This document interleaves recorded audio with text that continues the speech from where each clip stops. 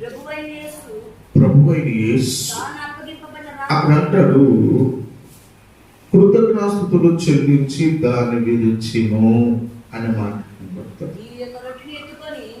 చాలు. విరుచుట, కొంతమందిని ఆశీర్వదించిన తర్వాత విరుస్తాడు, కొంతమందిని విరిచిన తర్వాత ఆశీర్వదిస్తాడు.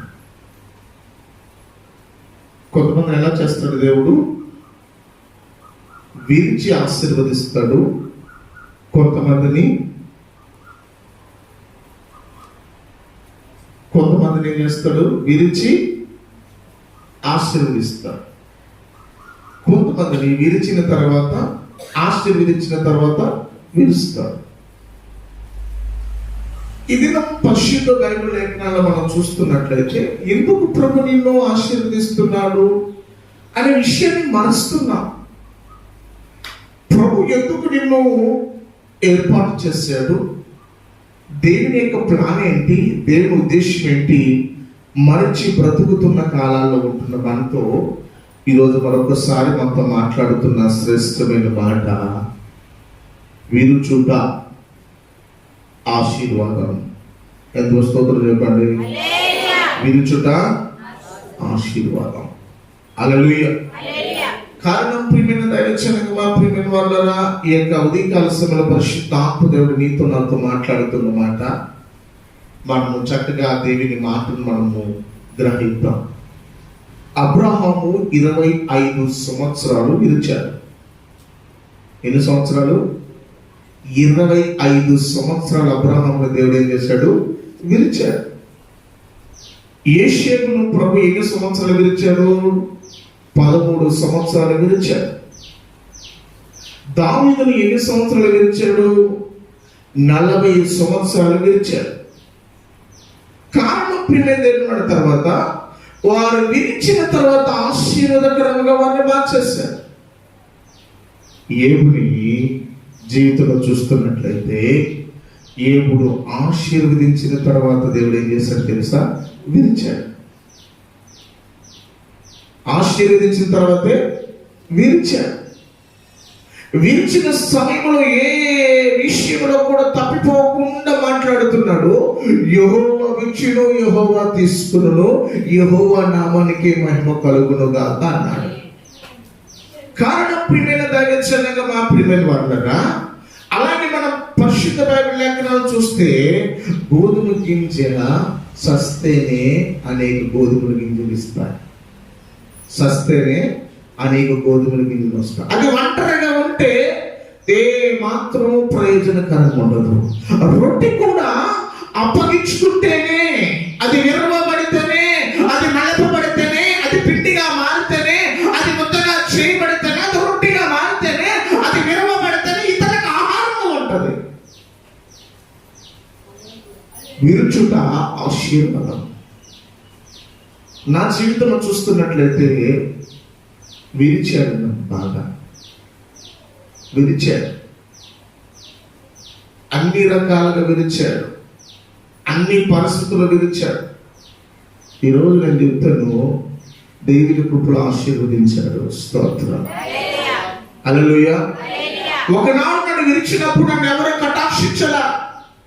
ఒకనాడు నేను విరిచినప్పుడు నన్ను ఎవరో చేరతీలా. ఒకనాడు నన్ను విరిచినప్పుడు అనేకులు తునీకరించబడిన పరిస్థితుల్లో ఉన్నా. ఒకనాడు నన్ను విరిచినప్పుడు నివాసం లేని వాడిగా ఉన్నా. ఒకనాడు నన్ను ప్రభు విరిచినప్పుడు నేను ఎలాగో తెలుసా, విరవబడుట కాలంలో అప్పగించుకున్న స్థానంలో ఉన్న దినాలున్నాయి. ఈరోజు చెప్తాను, విరిచిన తర్వాత నన్ను ఆశీర్వాదకరంగా మార్చాడు. స్తోత్రం. కారణం ప్రియమైన దేవుని బిడ్డ, ప్రియమైన వాళ్ళరా, ఇది మా పరిశుద్ధ ఆత్మ దేవునితో మాట్లాడుతున్నాడు. విరుచుట ఆశీర్వాదం. ఎంతమంది విరగటానికి ఇష్టపడుతున్నారు? ఎంతమంది విరగటానికి ఇష్టపడుతున్నారు? విరవబడటానికి ఎంతమంది ఇష్టపడుతున్నారు? హల్లెలూయా. కారణం ప్రియమైన దైవజనులారా, మా ప్రియమైన వాళ్ళారా, ఎందుకు ఈ విషయాలని పరిశుద్ధాత్ముడు మనతో మాట్లాడుతున్న మాటలు చూస్తున్నట్లయితే, విరవబడుతున్న సమయంలో నువ్వు అప్పగించుకోగలిగితే సొనగకుండా కొనగకుండా, అయ్యో ఏంటి సమస్య, అయ్యో ఏంటి పరిస్థితి, అయ్యో ఏంటి కన్నీర్, అయ్యో ఏంటి ఈ యొక్క బలహీనత, అయ్యో ఏంటి రోగం, అయ్యో ఏంటి ప్రతికూల పరిస్థితి, నీవు ఒక మారు మాట్లాడకుండా విరవబడుతున్న కాలంలో ప్రభుకు అప్పగించుకోగలిగితే ఈయన ఆశీర్వాదకరంగా మార్చేస్తారు, ఆశీర్వాదకరంగా మార్చేస్తారు. కారణం ప్రియమైన దైవజనంగా, మా ప్రియమైన వారారా, ఈ దినము పరిశుద్ధాత్మ దేవుడు నీతో నాతో మాట్లాడుతుంది.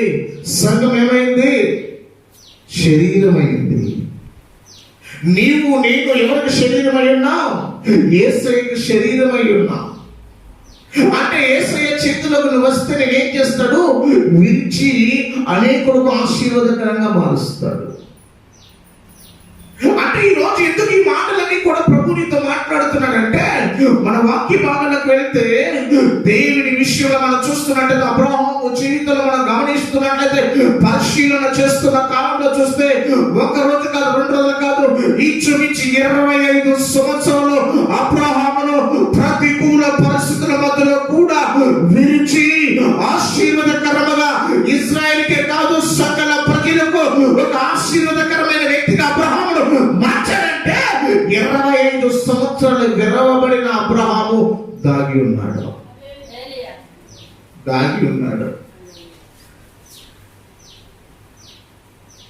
అబ్రహాము వయసు 75 సంవత్సరాల ప్రభు పిలిచాడు. నేను చూపు దేశానికి వెళ్ళమన్నాడు, వెళ్ళాడు. పిల్లలు లేరు, 25 సంవత్సరాలు కనిపెట్టుకుంటూ ఉన్నాడు. 25 సంవత్సరాలు ఎన్ని నిందలు, ఎన్ని అవమానాలు, ఎన్ని రకాల పోరాటాలు, ఎన్ని రకాల ప్రతికూల పరిస్థితులు, ఆటంకాలు, అవరోధాలు ఎన్ని కలిగాయి. ఇలా ప్రభు చిత్రానికి అప్పగించుకున్నాడు.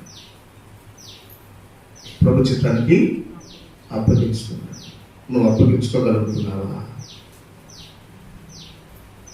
మందిరానికి వస్తావు, వాక్యం వింటావు, ప్రార్థనకు వస్తావు, బాప్తిస్మం తీసుకున్నావు, సంఘాన్ని అనుసరించే పద్ధతిలో ఉన్నావు. 1 మాసం వస్తావు, లేకపోతే 1 సంవత్సరం వస్తావు, మేలు జరగకపోతే ఏమి దేవుడు విడిచిపెడతావు. 1 రోజు కాదు, 2 రోజులు కాదు, 25 సంవత్సరాలు అబ్రహాం అలాగే కనిపెట్టుకుంటగా అబ్రహాం జీవితంలో చూస్తున్నట్లయితే ఒక ఉన్నతమైన ఆశీర్వాదానికి, అంటే మూల పురుషుడిగా మారాడు అబ్రహాం. ఆశీర్వాదానికి ఒక మూల పురుషుడిగా మారినట్లుగా మనం చూడగలుగుతాం.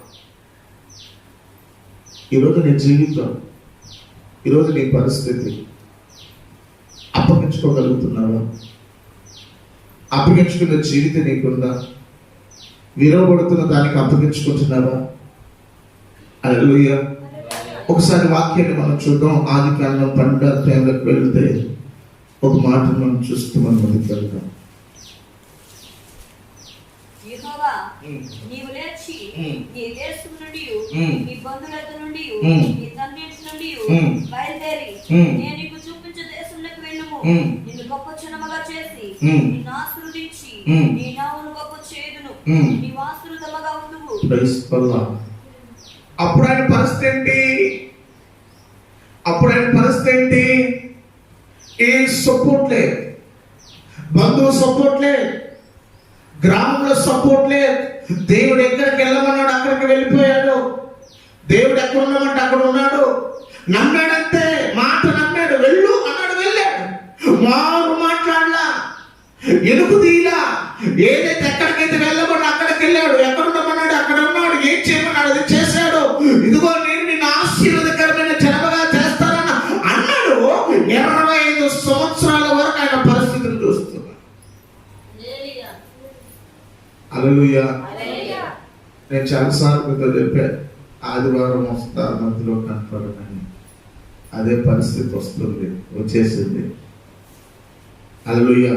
రేపు వారంలో 3వ తేదీ ఒక చోట, 4వ తేదీ ఒక చోట, 7వ తేదీ ఒక చోట, 10వ తేదీ ఒక చోట, 11వ తేదీ ఒక చోట. అంటే ఇంచుమించు ఈ యొక్క నెలలోనే, నెల స్టార్ట్ కాకుండానే 16వ తేదీ ఒక చోట. అంటే నేను డేట్లు బుక్ అయిపోయింది. స్తోత్రం. హల్లెలూయా. కారణం ప్రియమైన దేవుని బిడ్డ, దేవుడు నాకు ఈ వాగ్దానాలన్నీ చూస్తున్నప్పుడు పాస్టర్ గారితో హైదరాబాద్ లో పరిచయంలో ఉన్నప్పుడు నాతో పరిశుద్ధాత్మ దేవుడు ఆమరణ దేవుడు నాతో మాట్లాడిన మాటలు జ్ఞాపకం వచ్చాయి. నేను అనేక అధికారుల ఎదుట నేను నిలబెడతాను అన్నాడు. ఈరోజు చూస్తే ఎక్కడికి వెళ్ళిన అధికారులు ఎదుట నిలబెడతా ఉన్నాడు. ఎన్ని సంవత్సరాలు జరిగింది? 10 సంవత్సరాలు జరిగింది. ఇంకా ఏది అని అడగల. అంటే ఈ 10 సంవత్సరాల కాలంలో ఎన్నో ఆటుపోట్లు, ఎన్నో రకాల ప్రతికూల పరిస్థితులు, ఎన్నో రకాల మంత్ర ప్రభావ పరిస్థితి, ఎన్నో రకాల ఆటంకాలు, ఎన్నో రకాల నీకలు, ఎన్నో రకాల ఆహ్వానాలు, ఎన్నో రకాలైన పరిస్థితులు.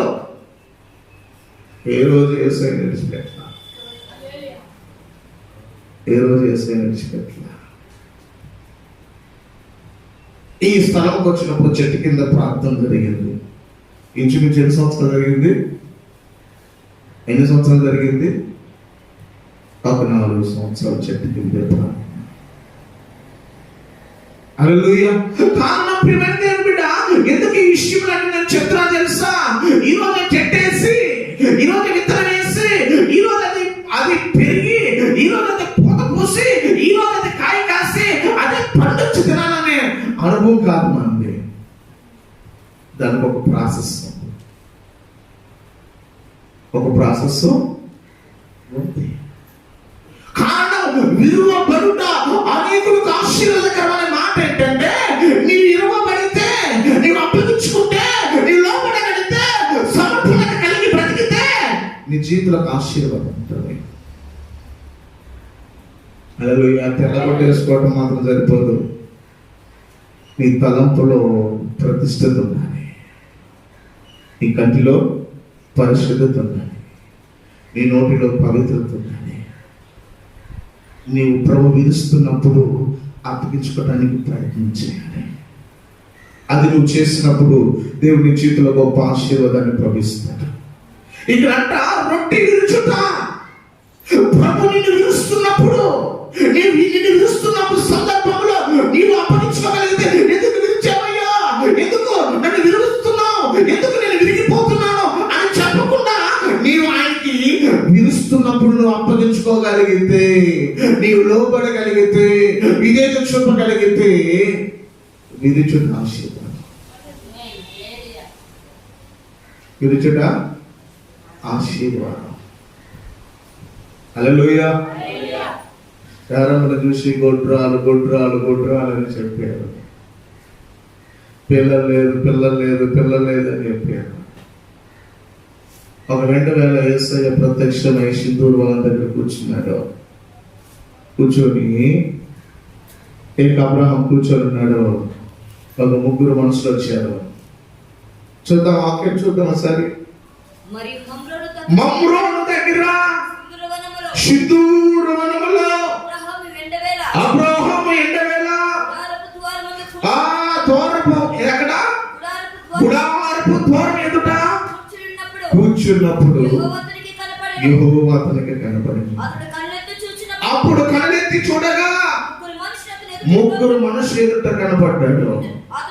అతడు వారిని చూచి గుడార వాకిటి నుండి ఎదుర్కొని పరిగెత్తుకొని నేల మటుకు వంగాడు. అంటే వంగబడ్డాడు.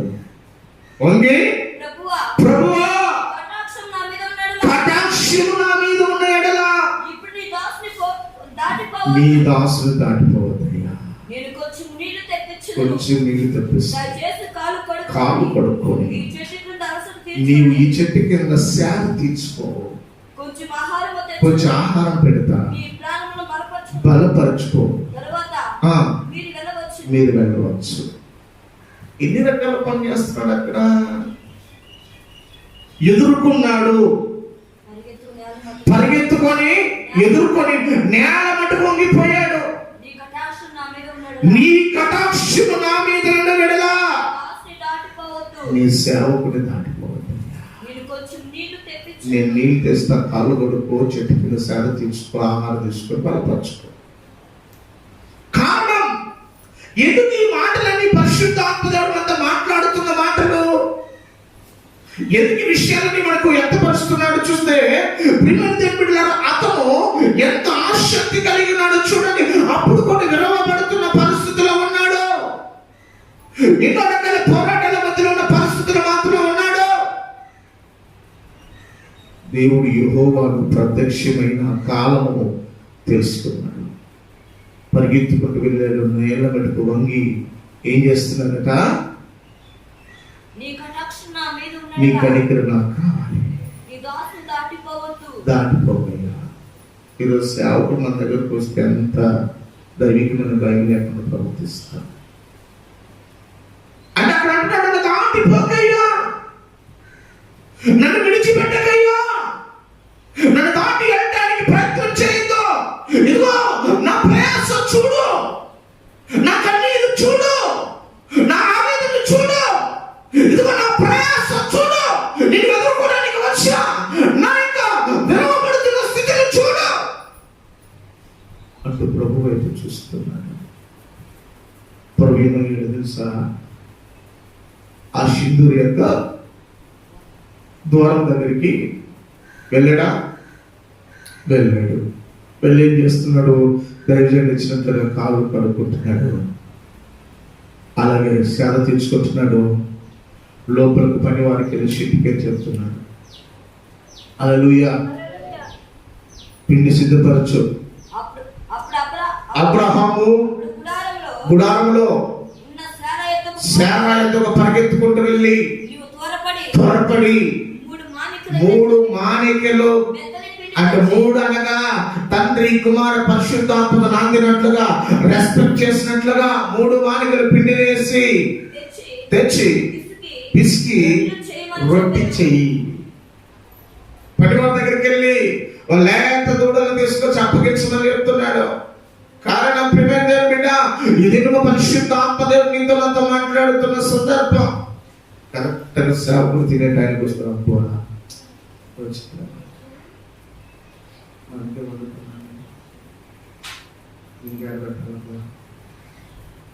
విశ్వాసం మొదలైనా. హల్లెలూయా. అయ్యా నువ్వు కూర్చో, సేద తీర్చుకో అంటూ ఏం చెప్తున్నాడు తెలుసా? తొందరగా పరిగెత్తుకుంటూ ఉపచార ప్రయత్నం చేస్తున్నట్లుగా చూస్తున్నాం. వారి నిమిత్తం ఆహారం సిద్ధపరచడము, వారి నిమిత్తం సకలము సిద్ధపరచడానికి ప్రయత్నం చేస్తున్నాడు.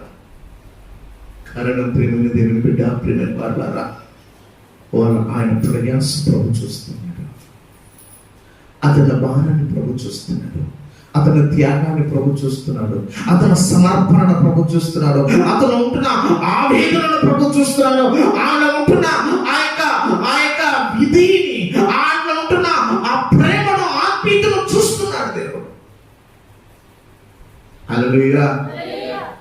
సిద్ధపరిచారు, రొట్టి మాంసం సిద్ధపరిచి అంటే పెట్టాడు. తిన్నారు. తింటూ వెళ్తే ఏమంటున్నారు అక్కడ? నీ భార్య శారీరక నువ్వే కనబడుతున్నావు. ఆ కనబట్టేది ఏంటయ్యా అడగగా అతడు అదిగో గుడారములో ఉంది చెప్పాను.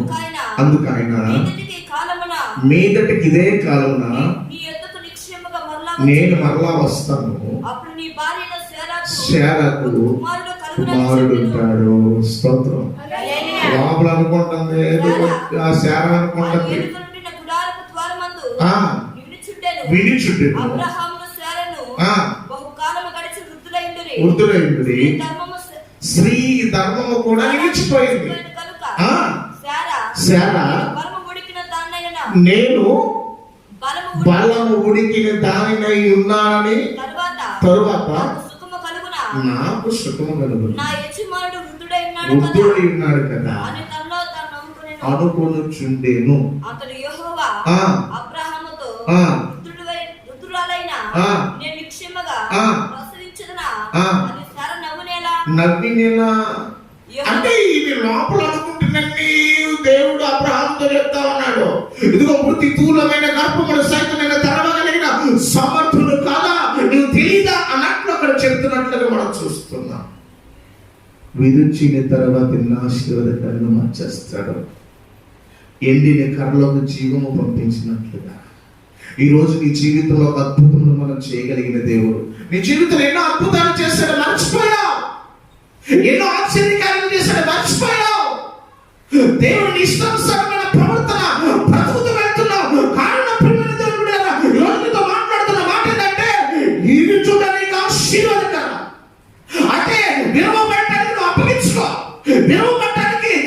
నేర్చుకున్నప్పుడు నీ జీవితంలో అద్భుతాన్ని నువ్వు చూస్తావు. అబ్రహాము జీవితాన్ని చూశాడు. యేషేపు జీవితం ఎన్ని అడ్డులు వచ్చాయి, ఎన్ని ఆటంకాలు వచ్చాయి, ఎన్ని అతిరేకతలు వచ్చాయి, ఎన్ని సమస్యలు వచ్చాయి. చేయరాని కార్యాలు అతని మీద నెట్టిన పరిస్థితి. అన్నలో ఒక శత్రువుగా చూస్తున్నారు. ఇదిగో పోతీఫర్ ఇంటిలో చూస్తే అక్కడ ఒక శత్రువుమైన అనుభవం చూస్తున్న పరిస్థితి. అంటే ఆయన వినవడానికి ఎన్నో రకాల ప్రతికూల పరిస్థితులు కనబడుతున్నాయి. అతని జీవితం ఇక అతను లేదు అనే స్థాయిలో ఎన్నో రకాల పోరాటాల మధ్యలో కలిగాయి. కానీ ఎంత గర్వపడుతున్నాడో అంత ఏకేకి పాపుతున్నాడు. ఎంత గర్వపడుతున్నాడో అంత ఏకి పాపుతున్నాడు. చాలాసార్లు విశ్వాసం అనుకుంటారు. హల్లెలూయా. పాస్టర్ ఎవరు ఉండాలనుకుంటారు? విశ్వాసం కొన్నిసార్లు పాస్టర్ పొజిషన్లో ఉండాలనుకుంటాను. హల్లెలూయా. నేను రాసిన పరీక్షలో పాస్ అయ్యా, నువ్వు రాసే పరీక్షలో పాస్ అయితే నువ్వు రాష్ట్రేజ్కి వెళ్తావు. అదేనా? హల్లెలూయా. శ్రమలనే పరీక్ష, నిందనే పరీక్ష, అవమానమైన పరీక్ష, ఇవన్నీ విలువబడుతున్న కాలంలో కన్నిటి లోయల మధ్యలో, ఆవేదన మధ్యలో, సంశయ మధ్యలో, ప్రతికూల పోరాటాల మధ్యలో, ఇక విలువబడుతున్న సందర్భంలో ఇక లేదని జీవితంలో ఇక వాడు పేరు రాసిపోతుందా అని పరిస్థితులు నా జీవితంలో ఎన్నో కలిగాయి. ఈరోజు రక్తపాశం అంటే ఇష్టం ఎందుకు లేదు తెలుసా?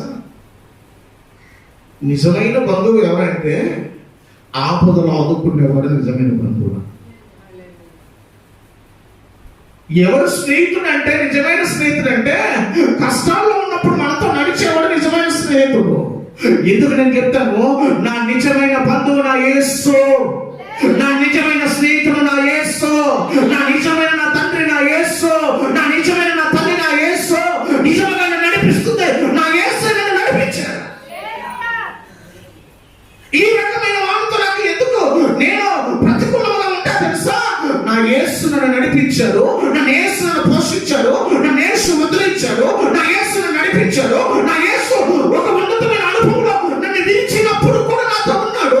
నా కన్నీరులో నా యేసు ఉన్నాడు, నా నిద్రలో నా యేసు ఉన్నాడు, నా అవమానంలో నా యేసు ఉన్నాడు, నా ప్రతికూల పరిస్థితుల్లో నా యేసు ఉన్నాడు, నా డబ్బు లేనప్పుడు నా యేసు నాతో ఉన్నాడు, వస్త్రం లేనప్పుడు నా యేసు ఉన్నాడు, ఆహారం లేనప్పుడు యేసు ఉన్నాడు. కనుక యేసు అంటే అంత ఇష్టం. ఈ లోకమంతా పై మెరుగును చూసి ప్రేమిస్తుంది. నా యేసు నీ హృదయాన్ని చూసి ప్రేమిస్తాడు. హల్లెలూయా. అంటే ఆయనకి ఇష్టం వచ్చినప్పుడు వీరు చేస్తాడు. వీరు చేస్తున్నప్పుడు ఆ విరుచుకొని ఇష్టం. విరిచి చేసినా కానీ, ముక్కలుగా చేసినా కానీ నీవన్నీ కూడా సమకూర్చి నిలబెట్టగలవనే నిరీక్షణ నీకు రావాలి.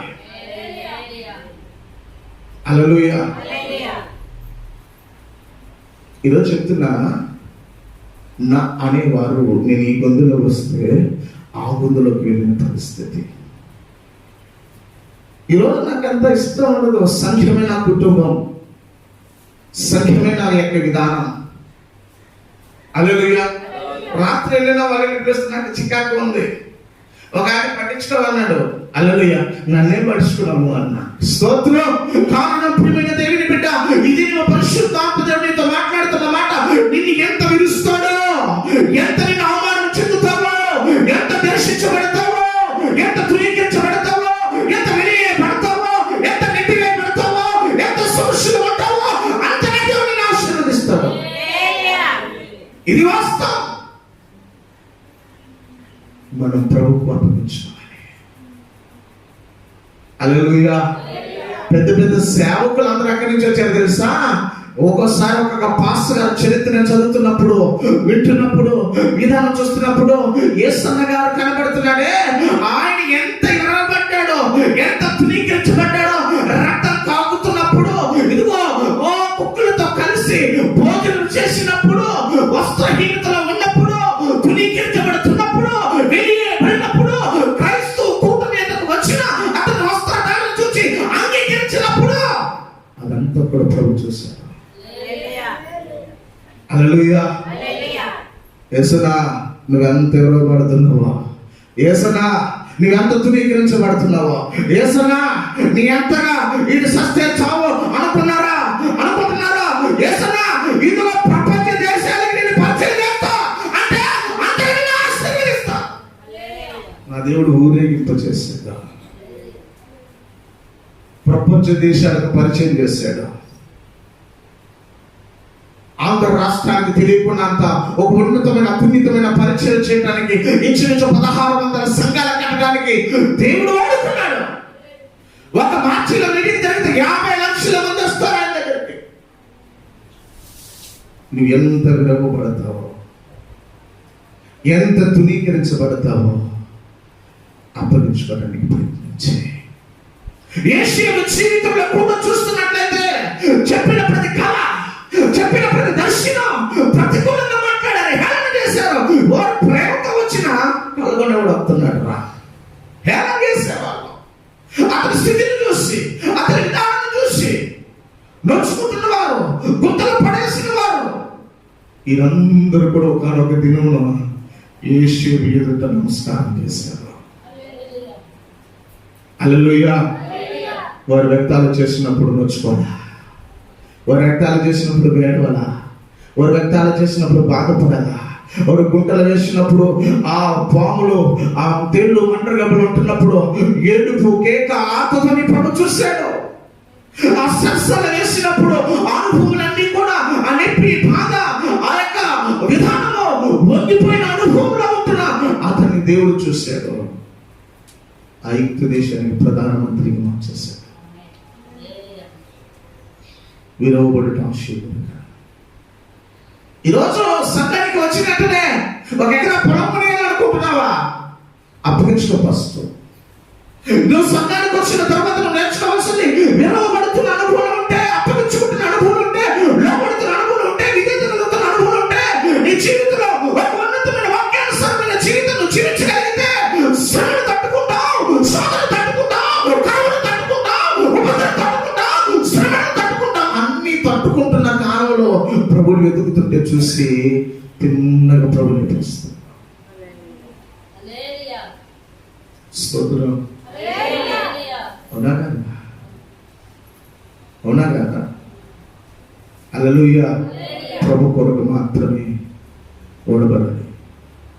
దేవుడు నాతో మాట్లాడిన మాటలు చాలా ఉన్నాయి. 7 లక్షల మంది మందిని కావాలని ప్రార్థన చేసినప్పుడు దేవుడు మాట్లాడాడు. ఇప్పుడు ఒక్కొక్కటి నాకు గుర్తొస్తున్నాయి. నువ్వు చేసే సేవను దేవుడు మాట్లాడాడు. అవన్నీ ఇప్పుడు ఒక్కొక్క ప్రవచనం గుర్తొస్తుంది. ఇంకా విశ్వాసం పెరుగుతుంది. 100 సంఘాలు కట్టాలి వేస్తున్నాను. లక్షల మంది ప్రభు కొరకు పట్టుబడాలి. ఇలాంటి యవనస్తులు అనేక 100 మంది ఈ సేవలో ఉండాలి. అనేక 100 సంఘాలు ఈ సేవలో ఉండాలి. నమ్మకస్తులు ఉన్నారు మన దగ్గర. ఆ అవకాశం కొరకు వాడుకునే వాళ్ళు కాదు, దేవుని కొరకు ఎదురు చూడగలిగిన జనం ప్రభు కొరకు ఉండాలి. యేషయ్యకు అన్ని రకాల సమస్య కలిగినా నిలబడ్డాడు. పాపము చేయడానికి అనుకూలమైన పరిస్థితి వచ్చిన, పాపము చేస్తే తనకు ప్రతికూలమైన రీతిలో అత్యున్నతమైన ఆశీర్వాదం కలుగుతున్నా, ఆ సందర్భం కలిగిన నా దేవుడు చూస్తున్నాడు, నేను పాపము చేయనని మనస్తత్వం కలిగిన వాడు యేషయ్య. ఎంతమందిని సేవకులు కలిపి చేసే కార్యాలు చేస్తున్న వారి జీవితంలో కలుగుతున్న శ్రమ పోరాటాలు చూస్తున్నా. యేషయ్య యొక్క నేను ఆశీర్వాదకరంగా ఉంటా, నేను నీ దానిని అయితే నువ్వే స్థాయిలో వెళ్తావని అనుకూలం వచ్చిన పాపము చేయడానికి, ఆశీర్వాదానికి ఆ అడ్డ దారి వచ్చిన ప్రభువా నువ్వు చూస్తున్నావయ్యా, నీ కనులన్నీ చూస్తున్నాయి కదా అని పరిశుద్ధతను కాపాడుకున్నాడు, పవిత్రతను కాపాడుకున్నాడు. అయ్యా అడ్డుదారిలో నన్ను సరసాలు వేసినా విరిచినా కానీ నీ సహాయం ఉంటే చాలయ్యా, నీ సన్నిధి ఉంటే చాలయ్యా, నీ కృప ఉంటే చాలయ్యా, నీ యొక్క వాత్సల్యత నాకుంటే చాలయ్యా అంటూ ప్రభు చిత్తాన్ని అప్పగించుకున్నాడు. ఉన్న బాటను ప్రభు లేచాడు. అడుగు భాగంలో చేర్చబడిన యోసేపు ప్రపంచానికి పరిచయం చేసేసాడు. ఈరోజు ఎందుకు నీ విశ్వాసం సాలి బ్రతుకులో ఉంది? ఎందుకు నీ విశ్వాసం ఆశీర్వాదకరంగా లేకపోతుందంటే నీలో పరిపూర్ణత కనబట్టల్లా, పరిశుద్ధత కనబట్టల్లా, యథార్థత కనబట్టల్లా, క్వాలిటీ ప్రేమ కనబట్టల్లా, క్వాలిటీ కలిగిన మనసులో కనబట్టల్లా. అందుకే ఆదరణ, ఆశీర్వాదం కోల్పోతున్నావు. నువ్వు అప్పగించుకొని విరవబడటానికి కాలంలో అప్పగించుకుంటే కృప దొరుకుతుంది, కనికిరం దొరుకుతుంది. సైతంతో చెప్పాలి, రోగం పోయినా పోకపోయినా ఏ సైడ్ విడిచిపెట్టను, సమస్య పోయినా పోకపోయినా ఏ సైడ్ విడిచిపెట్టను, అప్పు పోయినా పోకపోయినా ఏ సైడ్ విడిచిపెట్టను, నిందలు పోయినా పోకపోయినా ఏ సైడ్ విడిచిపెట్టను. నాకు సమస్య వచ్చినా పోయినా పోకపోయినా ఏ సైడ్ విడిచిపెట్టను. ఆయన ధైర్యంగా నిలబడితే మన మాట వింటలేదని వెళ్ళిపోతుంది. స్తోత్రం. ఎదురాడాలి, సమస్యకు ఎదురాడాలి, సమస్యకు ఎదురు నిలబడాలి, ప్రతికూల పరిస్థితికి ఎదురు నిలబడాలి. అప్పుడే ప్రభుని చూస్తారు.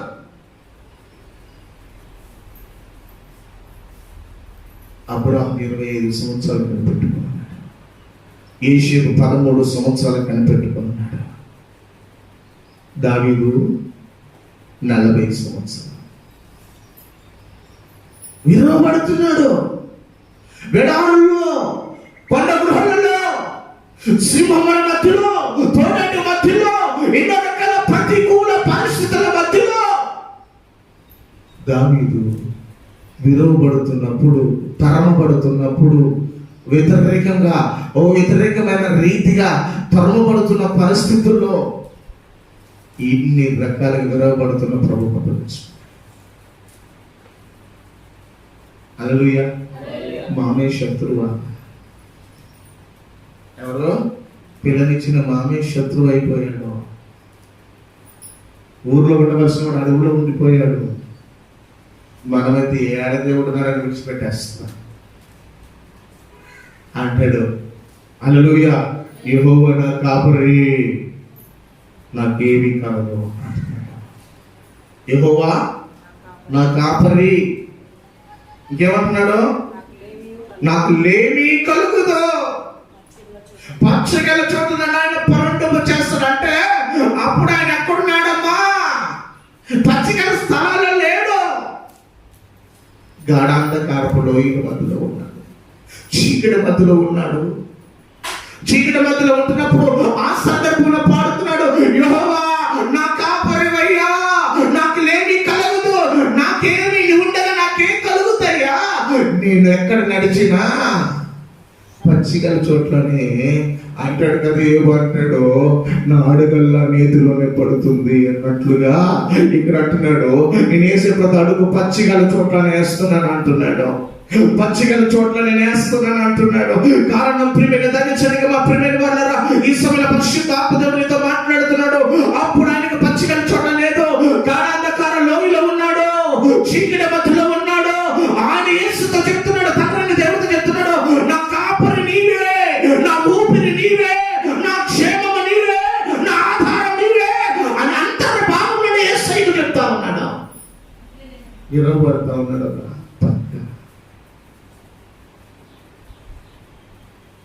హల్లెలూయా. రోజు యేసయ్యతో చెప్తా, మేత పెట్టింది నువ్వే కదా, బట్టిచ్చింది నీవే కదా, నివాసం ఇచ్చింది నీవే కదా, ఈ పరిస్థితిని ఇచ్చింది నీవే కదా, సంఘం నీదే కదా. నువ్వు చెప్పగలుగుతావా? చెప్పలేవు. నా బలం, నేను కష్టపడ్డా, నా డబ్బులు, నా ఇష్టం, నేనే తినాలి, నేను ఉండాలి, ఇంకోరికి ఎదురు పెట్టాలి అంటాం. హల్లెలూయా. కారణం ప్రియమైన దేవుని బిడ్డ, ఇక్కడ విషయంలో మనం చూస్తున్నట్లయితే నా బలం నీవే అని చెప్తున్నాడు, నా కోట నీవే అని చెప్తున్నాడు, నా ఆశను నీవే అని చెప్తున్నాడు. ఇరవబడుతున్న కాలంలో, ఇరవబడుతున్న పరిస్థితుల్లో కారణం ప్రియమైన దేవుని బిడ్డ, ప్రియమైన వాళ్ళ ఈ సమయంలో పరిశుద్ధ ఆత్ముడు మీతో మాట్లాడుతున్న ఒక శ్రేష్టమైన మాట, విరుచుట ఆశీర్వాదకరం. విరిచిన తర్వాత ఆశీర్వదించాడా? సూపర్. ఆశీర్వదించిన తర్వాత తెలుస్తాడు. స్తోత్రం. ఆశీర్వదించిన తర్వాత ఏం చేస్తాడో విరుస్తాడు. ఆశీర్వదించిన తర్వాత విరుస్తున్న అప్పుడు నీ స్వభావాన్ని చూస్తాడు. ఆశీర్వదనంత వరకు నా కోట యేసు, నా కొండ యేసు, నా బలం యేసు, యేసు ఇవ్వచ్చని అంటావు. విరుస్తున్న కాలంలో అప్పగించుకుంటావా? ఏంది దరిద్రం తప్ప, చర్చికి పోతున్నాను, నేను చేస్తున్నాను, పరిచయం చేశాను, నన్ను చేశాను, నా పరిస్థితి ఏంటి? పరిస్థితి హల్లెలూయా. ఎందుకు ఈ సంభవించింది? ఎందుకు ఈ పోరాటం వచ్చింది? ఎందుకు ఈ ఆపద వచ్చింది? ఎందుకు ఇంత నష్టం కలుగుతుంది? ఎందుకు ఇంత ప్రతికూల పరిస్థితులు కలుగుతున్నాయి? హల్లెలూయా. ఎప్పుడు వస్తాయి? ఆశీర్వదించిన తర్వాత నిన్ను విరుస్తున్న కాలంలో వస్తాయి ప్రశ్నలో. హల్లెలూయా. ఒక ఆమె అంటది, నేను పరిచయం చేస్తున్నాను కదా, ఎందుకే ఈ సమస్య అంటది. ఒక ఆమె నేను అన్ని విధానం చేస్తున్నాను కదా, ఎందుకు ఈ సమస్య అంటది. ఆశీర్వదించిన కాలంలో నీవు కృతజ్ఞత మరిచావు, ప్రేమని మరిచావు, దైవికమైన క్షేమాన్ని మరిచావు, దేవుడితో నా అనుబంధాన్ని మరిచావు. అయితే నేను ఏం చేస్తున్నాడు? విరిస్తే ఎట్లుంటావని చూస్తున్నాడు. ఏపుడు విరుస్తున్నాడు. సైతాను పోయి అంటుందే, ఇది ఇరువు చూద్దాం, దేవుడైనా విరుస్తాడని చూద్దాం, ఇరువు ఒకసారి విరిసి ఏపుడు ఇరువు, ఏపుడు ఆస్తి విరిసి చూద్దాం ఎట్లా నేను ప్రేమిస్తాడో అన్నట్లుగా తెప్పింది.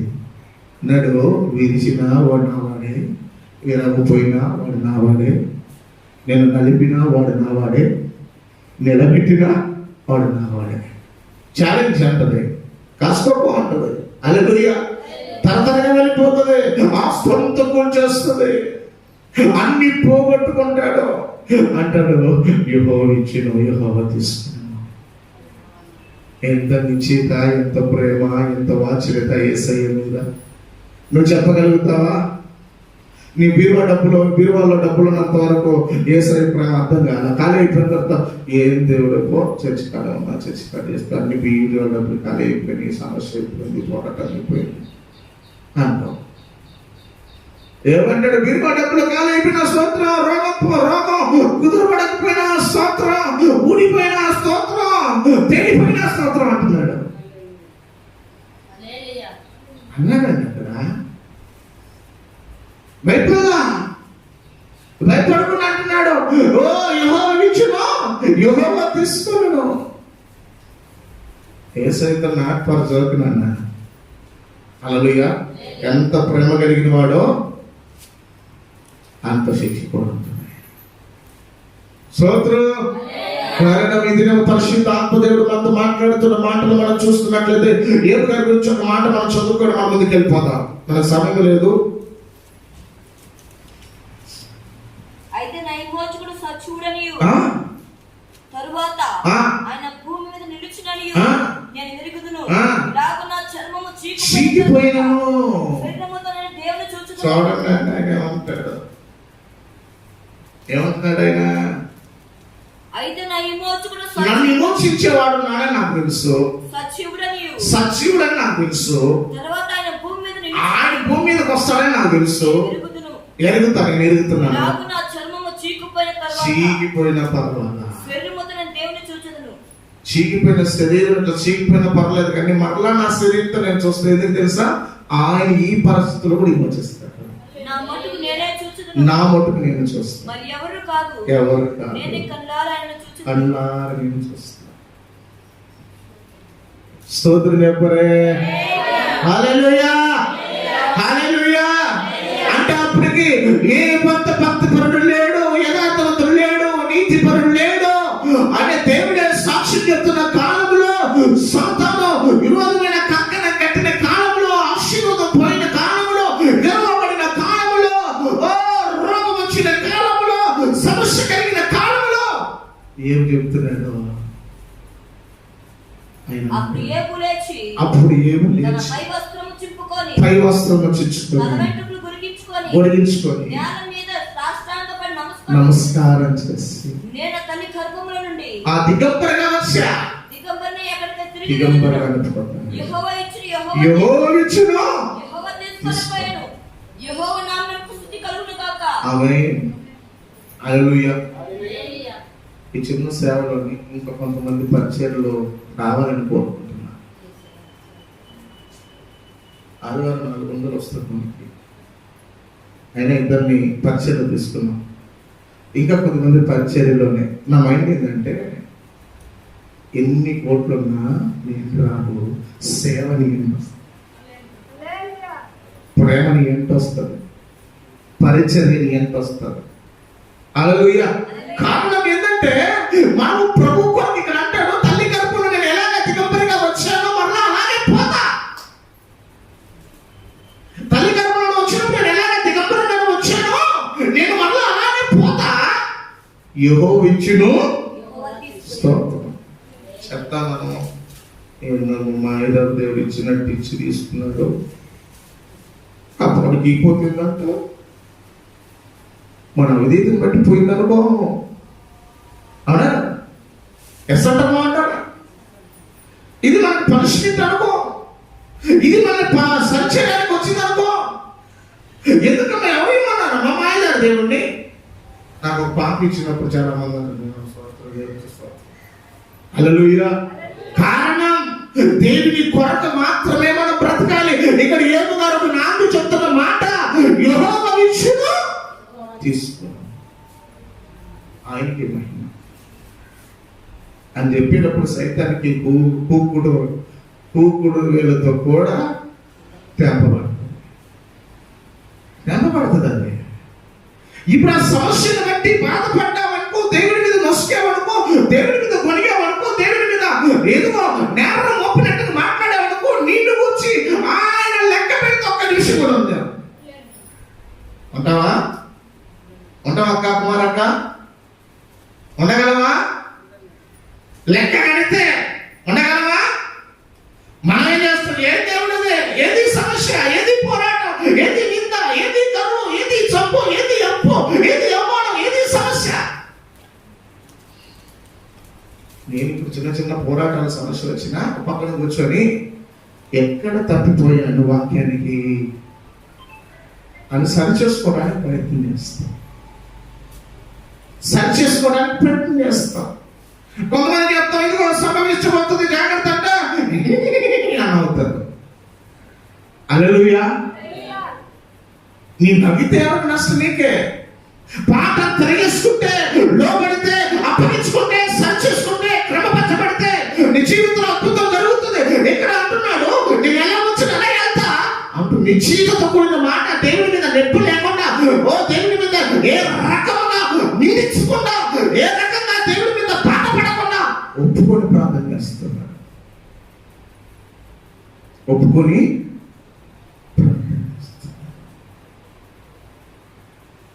స్తోత్రం అయ్యా అంటున్నాడు, స్తుతి అయ్యా అంటున్నాడు.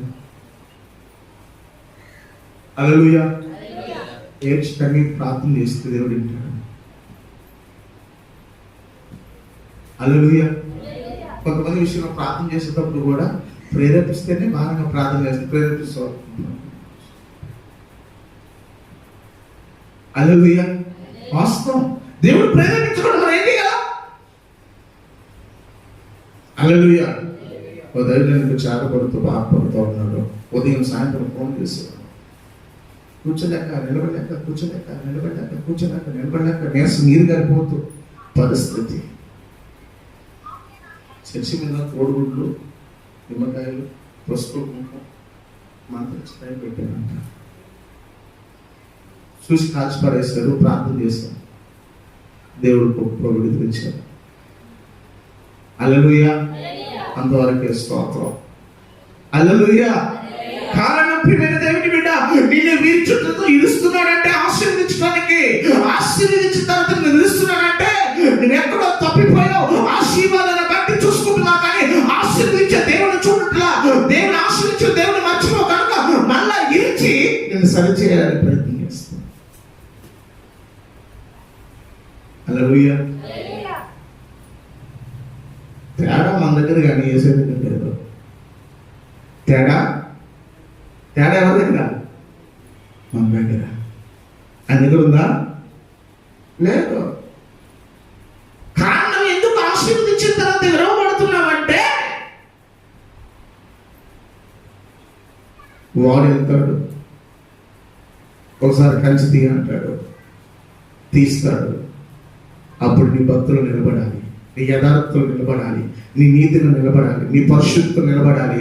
నీ నీతి ఎదుట శత్రు ఏం చేయలేడు, నీ యథార్థ ఎదుట శత్రు ఏం చేయలేడు, నీ భక్తి ఎదుట శత్రు ఏం చేయలేడు. చేస్తాడా? చేయలేడు. కనుక ఈ దినం దేవుని వాక్యం నీతో నాతో మాట్లాడుతుంది, నేను నన్ను బలపరచడానికి మాట్లాడుతుంది. ఇరుచుట ఆశీర్వాదం, ఇరుచుట ఆశీర్వాదకరం. కారణం ప్రియమైన దేవుని బిడ్డ, ఇది నువ్వు పరిశుద్ధాత్ముడు నిన్ను నన్ను బలపరచడానికి మాట్లాడుతున్నాడు. కారణం ఏమి నువ్వు విరిచినా, ఆశీర్వదించిన తర్వాత విరిచినా ఏమాత్రం తప్పిపోదా, ఏమాత్రమో దారి తల్లి మాట్లాడలా, దేవుని చిత్తానికి వ్యతిరేకంగా ఏమాత్రం మాట్లాడలా, దేవుని చిత్తానికి అప్పగించుకున్నట్లుగా మాట్లాడినట్లుగా మనం చూడగలుగుతాం. కనుక ప్రియమైన దైవచనగా ప్రియమైన వాళ్ళ మనము విరుచుట ఆశీర్వదకరం. ఈరోజు విరవబడిన రొట్టె అనేకులకు ఆశీర్వదకరం. ఈ యొక్క రొట్టె నిన్ను ఆశీర్వదకరమైన అడుగు నడిపించడానికి ప్రభు మనకి బలారాధన జ్ఞాపకం చేస్తున్నాడు. ప్రతి ఒక్కరు మొక్కలు వేద్దాం, ప్రార్థన చేద్దాం, మనం ముందుకు వెళ్తాం. ప్రతి ఒక్కరు ప్రార్థన